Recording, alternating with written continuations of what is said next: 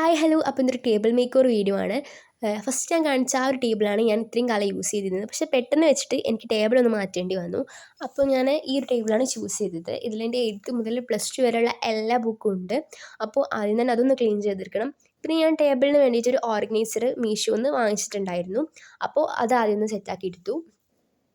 Brush pen, pencil, paint, gum, അങ്ങനെ ആവശ്യമുള്ള എല്ലാ സാധനങ്ങളും ഞാൻ അതിൽ വെച്ചു. കാരണം അത്രയും അടിപൊളിയായിട്ടുള്ള ഒരു ഓർഗനൈസറാണ്. എല്ലാ കാര്യങ്ങളും എൻ്റെ മാക്സിമം എല്ലാ കാര്യങ്ങളും അതിൽ കൊണ്ടു.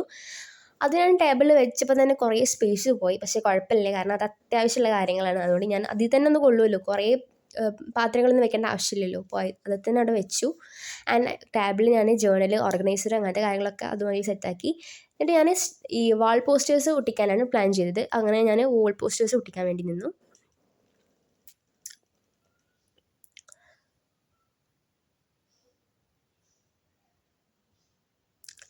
ഈ വാൾ പോസ്റ്റേഴ്സും ഞാൻ മീഷോന്ന് തന്നെയാണ് പർച്ചേസ് ചെയ്തത്. നല്ല അടിപൊളി വാൾ പോസ്റ്റേഴ്സാണ്. ഇത് ഞാൻ ആദ്യം എൻ്റെ റൂമിൽ ഒട്ടിച്ചിരുന്നു. എന്നിട്ട് ഞാൻ പിന്നെ ഇങ്ങോട്ട് ചേഞ്ച് ആക്കിയതാണ്. അത്യാവശ്യം നല്ലപോലെ ഒട്ടിച്ച്, പക്ഷേ ഇത് എന്താണ് ഇതിൻ്റെ ടേപ്പ് അത്ര പോരായിരുന്നു. അപ്പോൾ കുറേ നിലത്തേക്ക് വീണ്. അങ്ങനെ കുറച്ച് 2-3 ദിവസത്തിൻ്റെ ശേഷമാണ് പിന്നെ ഞാൻ ഈ പണിക്ക് വരുന്നത്. പിന്നെ ഞാൻ 2 ദിവസത്തിന് തിരിഞ്ഞു നോക്കിയിട്ടില്ലായിരുന്നു. അപ്പോൾ തന്നെ ഫുൾ അലങ്കോലായി കിടക്കുകയാണ്. അപ്പോൾ ഞാൻ അതൊന്ന് ക്ലീൻ ചെയ്തിട്ട് പിന്നെ ഈ ഒരു ലീഫ് ആർട്ടിഫിഷ്യൽ പ്ലാന്റാണ് ഞാൻ പിന്നെ വെക്കാൻ പ്ലാൻ ചെയ്തത്. അങ്ങനെയാണ് അതും നല്ല വൃത്തിയിലൊന്നും വെച്ചു. പക്ഷെ അതും ഞാൻ പറയില്ല, ടാപ്പ് ശരിയില്ലാത്തതുകൊണ്ട് കുറേ നിലത്തേക്ക് വീണ്, കുറേ വെച്ച്, അങ്ങനെ കുറേ ടൈമിന് ശേഷമാണ് സംഭവം റെഡി ആയിരുന്നു. എനിക്ക് ആ പോസ്റ്റേഴ്സ് കണ്ടാൽ തന്നെ മനസ്സിലാകും കുറേ നിലത്ത് വീണിട്ടുണ്ട്.